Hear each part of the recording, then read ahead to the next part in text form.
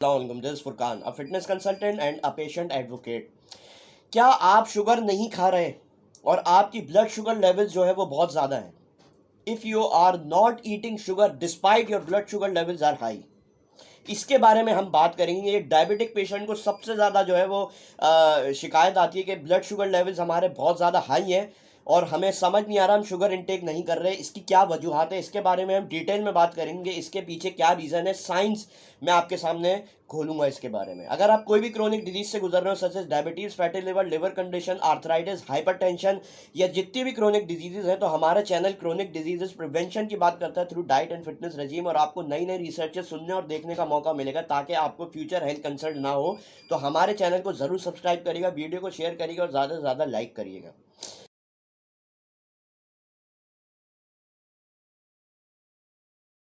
देखें, ये एक कंडीशन है जब आप शुगर नहीं खाते और आपकी ब्लड शुगर लेवल्स हाई हैं। ये आपकी किडनी और लिवर से शुगर जो है वह एक्सक्रीट हो रही होती है बॉडी में से, ठीक है ना। शुगर जो स्टोर्ड हुई होती है किडनी और लिवर, वो जो है वो एक्सक्रीट करती है बॉडी में। इस प्रोसेस को बोलते हैं ग्लूकोनियोजेनेसिस, ठीक है ना। आपकी बॉडी को ये ग्लूकोनियोजेनेसिस जो है ना वो नई शुगर बनाती है आपकी बॉडी में by the help of kidneys and liver, जो उसके ऊपर शुगर जो है वो जमा हुई हुई है वो एक्सक्रीट होती है। अब आपकी बॉडी को जो है ना वो कार्बोहाइड्रेट बहुत कम अमाउंट में चाहिए होती है to function properly. Carbohydrate is the main culprit जो कि हाई ब्लड शुगर लेवल जो है जिसकी वजह से होते हैं आपके डायबिटिक पेशेंट में खास तौर से। अब देखें, despite of not eating enough carbohydrates और ईटिंग शुगर, आपकी बॉडी जो है वो नॉन कार्बोहाइड्रेट फूड से भी जो है वो आपकी ब्लड शुगर लेवल जो है वो स्पाइक कर देती है। ये आपने एज अ डायबिटिक पेशेंट बहुत ज़्यादा नोट करा होगा। अब ये जो है वो इसका जो है वो आपकी शुगर जो है, जो इस ब्लड शुगर स्पाइक हो रही है despite of not eating sugar, इसकी वजह यह है कि आपकी बॉडी में जो फैट है, जो प्रोटीन्स है और जो कीटोन्स हैं, उनमें से जो है वो शुगर एक्सक्रीट होती है और आपकी जो है वो ब्लड शुगर लेवल जो है वो स्पाइक होती है। इस सारे ग्लूकोनियोजेनेसिस के प्रोसेस को इंसुलिन कंट्रोल करती है। मैं हर वीडियो में अपनी इंसुलिन के बारे में इसलिए बात करता हूँ क्योंकि इंसुलिन लेवल्स आपके मेंटेन रहेंगे तो आपको ये चीज़ें देखने को नहीं मिलेंगी एज अ डायबिटिक पेशेंट। देखिए, इंसुलिन ही टर्न ऑफ करती है ग्लूकोनियोजेनेसिस के प्रोसेस को। अब आपकी जब ब्लड शुगर लेवल बहुत ज़्यादा हाई होती है और आप इतनी शुगर कंज्यूम नहीं कर रहे हैं, तो इसका मतलब आपकी बॉडी में जो है वो there is low amount of insulin in your body. Insulin जो है वो आपकी बॉडी में कम प्रोड्यूस हो रही है जिसकी वजह से आपकी ब्लड शुगर लेवल जो है वो बहुत ज़्यादा हाई है। अब इंसुलिन रेजिस्टेंस की वजह से ये है, इंसुलिन रेजिस्टेंस एक कंडीशन है जो कि आपकी बॉडी में जो है वो इनफ इंसुलिन जब प्रोड्यूस नहीं हो रही होती तो आपकी बॉडी में जो है वो एक तरीके से इंसुलिन रेजिस्टेंस हो जाती है, जिसकी वजह से ग्लूकोनियोजेनेसिस का प्रोसेस जो है वो आपकी बॉडी में चलता है। आप शुगर नहीं खा रहे लेकिन आपकी ब्लड शुगर लेवल जो है वो स्पाइक हो रही है। रेजिस्टेंस की वजह से आपकी बॉडी में हाई लेवल्स ऑफ इंसुलिन है, ठीक है ना। अब इंसुलिन जो है वो इतना काम नहीं कर रही कि वो ग्लूकोनियोजेनेसिस के प्रोसेस को शट डाउन करे, ठीक है ना। इसका सबसे बड़ा कल्प्रिट जो है वो आप शुगर नहीं खा रहे लेकिन आपकी ब्लड शुगर लेवल फिर भी हाई है, इसका सबसे बड़ा कल्प्रिट है वो इंसुलिन रेजिस्टेंस है। अब आप किस तरह इसको मदद कर सकते हैं ब्लड शुगर लेवल्स को मेंटेन करने में if you are not eating sugar? सबसे पहले यू हैव टू एक्सरसाइज मोर।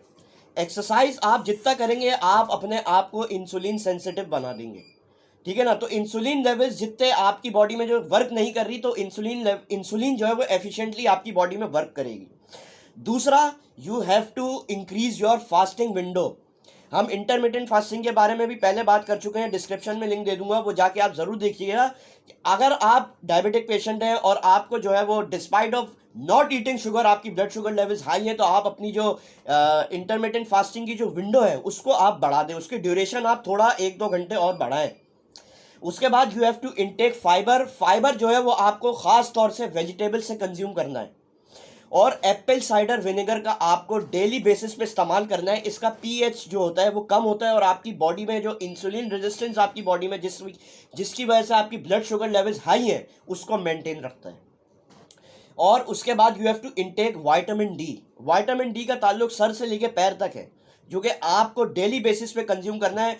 ये इम्पॉसिबल है कि विटामिन डी अगर आप डेली बेसिस पे कंज्यूम करें तो उसकी जो है वो अमाउंट आप पूरी नहीं कर सकेंगे। आपको 3 से 4 किलो जो है वो डेली बेसिस पे मछली खानी पड़ेगी, जो कि इम्पॉसिबल है। तो आप सप्लीमेंट्स के तौर पे विटामिन डी अपनी बॉडी के रिक्वायरमेंट के हिसाब से जो है आपको लेनी है। उसके बाद आपको कुछ विटामिन कुछ मिनरल्स का कंजम्पशन करनी है, जैसे कि क्रोमियम, जिंक और बी विटामिन। बी विटामिन खासतौर से न्यूट्रिशनल यीस्ट जो होता है वो आपको कंज्यूम करना है, ताकि आपकी ब्लड शुगर लेवल्स मेंटेन रहे। अगर आप शुगर नहीं खा रहे फिर भी आपकी ब्लड शुगर लेवल्स जो हाई हैं, ये सारी चीज़ें आपकी काम आ सकती हैं। उसके बाद आपको पोटेशियम इंटेक करना है। पोटेशियम जो है वो शुगर एक्सक्रीशन में आपकी मदद करता है। जैसे हाई ब्लड प्रेशर में पोटेशियम जो है वो सॉल्ट एक्सक्रीशन में आपकी मदद करता है थ्रू यूरिनेशन। तो इसी तरह जो है वो पोटेशियम जो है वो हाई लेवल्स ऑफ शुगर को जो है वो एक्सक्रीशन में मदद करता है। उसके बाद मैग्नीशियम आपकी ब्लड शुगर लेवल्स को मेंटेन करने में बहुत ज़्यादा फायदेमंद है, और ये जो है वो आपकी बॉडी में से इन्फ्लेमेशन डिक्रीज करता है। जितनी इन्फ्लेमेशन आपकी बॉडी में होगी, despite of not eating sugar, आपकी ब्लड शुगर लेवल जो है वो हाई रहेंगी। तो अपने डायबिटोलॉजिस्ट और अपने एंडोक्रिनोलॉजिस्ट से ज़रूर राब्ते में रहिएगा। ये मेन शिकायत थी डायबिटिक पेशेंट को, जो कि बहुत सुनने को आती है, तो मैंने सोचा इसके बारे में वीडियो कवर करी जाए। और जो है वो अपने हेल्थ केयर प्रोवाइडर से आप लोग ज़रूर मशवरा करिएगा।